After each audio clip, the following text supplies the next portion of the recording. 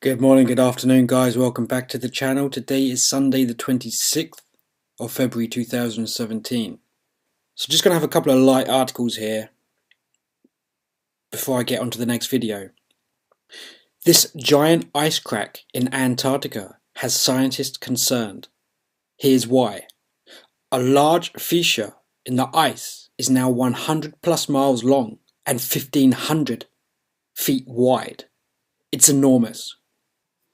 So as you can see guys, this is the 1500 foot wide crack that is appearing through the ice shelf, and it runs for 100 miles through Antarctica on one of the northern tips. So I'd just like to show you, this is the area up here on the northern tip. This chunk of ice is the size of Delaware, could break free.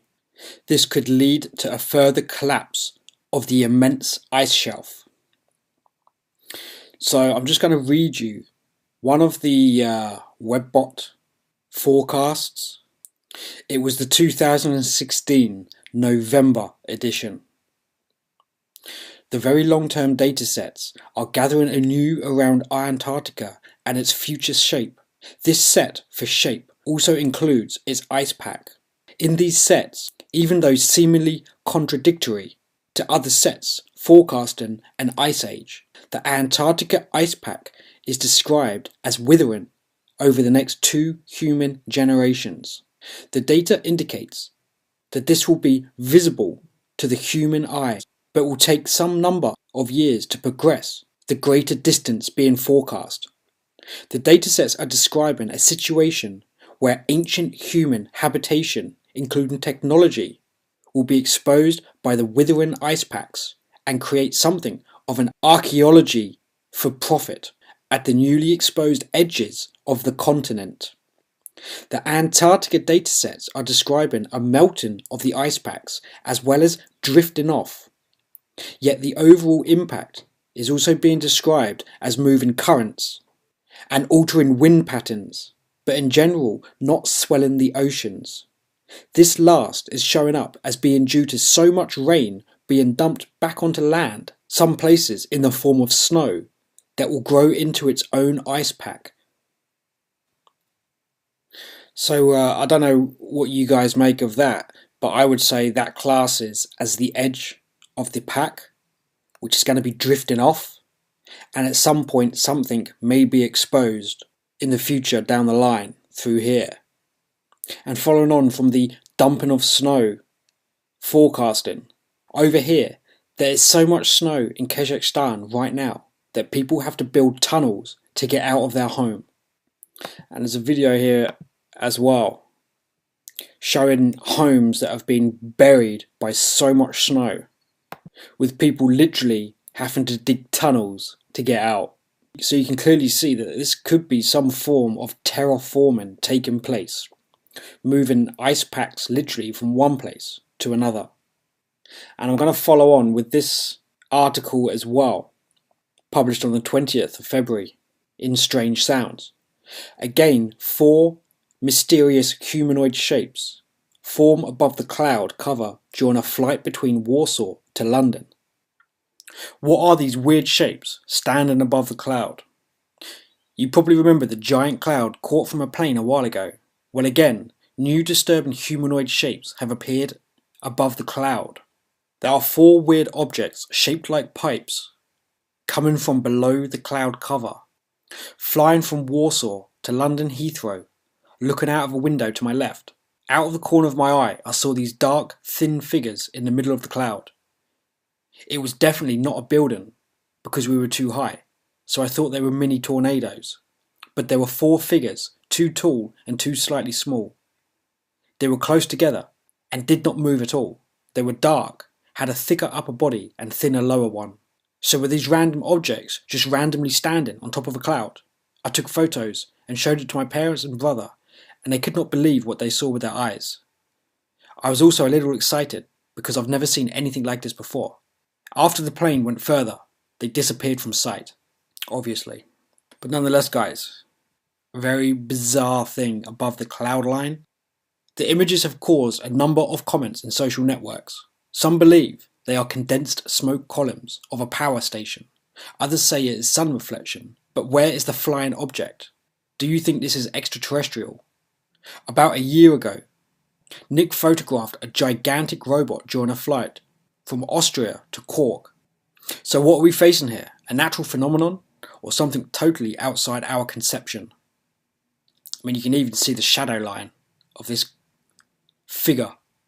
Doesn't look like he has much of arms, but strange nonetheless.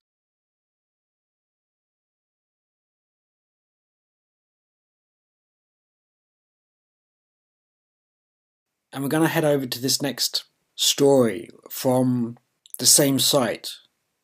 And I actually had this message sent over to me previously, but they never actually sent a link. Anyway, sign of imminent large earthquake. 3 oarfish found dead in the Philippines spark fears among locals. 3 oarfish have been found in the Philippines since February the 7th, 2017, sparking fears among locals that it may be a sign of an impending large earthquake. Oarfish are usually found at depths between 200 to 1,000 meters, but since February the 8th, 3 have been found off the northern coast of Mindanao Island in the south of the archipelago. A giant oarfish specimen washed just days before the large destructive 6.5 earthquake that hit the Philippines on February the 10th, 2017. The latest oarfish, also known in Japan as Ryugu no Tasekei, or Messenger from the Sea, God's Palace, was found on February the 18th, 2017 on a beach in the city of Cagayan de Oro and measured 15 feet long. Within the month, 1 oarfish washed ashore in the nearby province of Agusan del Norte in Mindanao Island, and there's been a few tweets out where the locals are obviously aware of this and the connection with earthquakes occurring very soon after. The frequent sightings of the deep-dwelling oarfish have spooked some locals, fearful that it could be a predictor of earthquakes, with some people taking to social media to share their worries. Yes, deep-sea fish living near the sea bottom are more sensitive to the movements of active faults than those near the surface of the sea, so get prepared. And I'm going to finish up with this article here, same site, published on the 19th of January. Back in the 60s, I developed a weather-changing machine, which was in essence a sophisticated heat beam, which we called a laser. Using these lasers, we punch a hole in the protective layer around the world, which we call the ozone layer.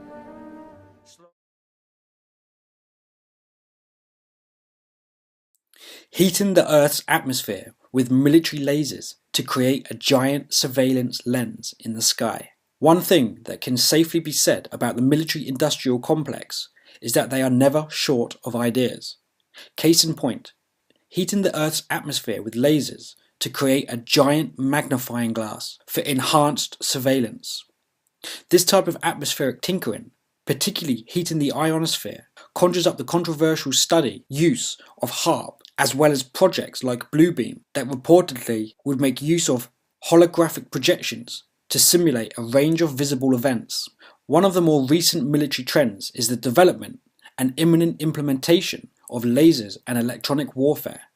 The concept has appeared in new proposals for drones and anti-drones that utilize the electromagnetic spectrum for death ray weapons like the Falcon Shield and the High Energy Laser System. Now, scientists at BAE Systems, one of the largest defense contractors in the world, is looking to combine the use of lasers and advanced optics to literally manipulate the atmosphere into becoming both a surveillance device and a deflector shield to protect against the laser weapons of the future. The system is called Laser Developed Atmospheric Lens, LDAL. This is the nature of the military conflict and one of the prime reasons why the world seems to have new security threats each and every day. As new weapons are developed, nations respond. Then new weapons need to be developed. It is one endless problem, reaction, solution loop that only serves to benefit those who are invested in each of the 3 components.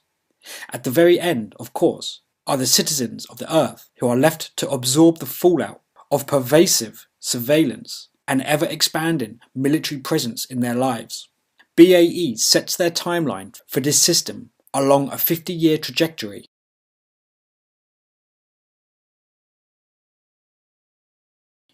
But according to them, their plan draws upon currently accepted science. It works by simulating naturally occurring phenomena and temporarily and reversibly changes the Earth's atmosphere into lens-like structures to magnify or change the path of electromagnetic waves such as light and radio signals.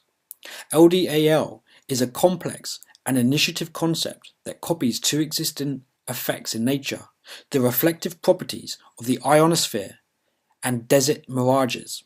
The ionosphere occurs at a very high altitude and is a naturally occurring layer of the Earth's atmosphere, which can be reflected to radio waves. For example, it results in listeners being able to tune into radio stations that are many thousands of miles away.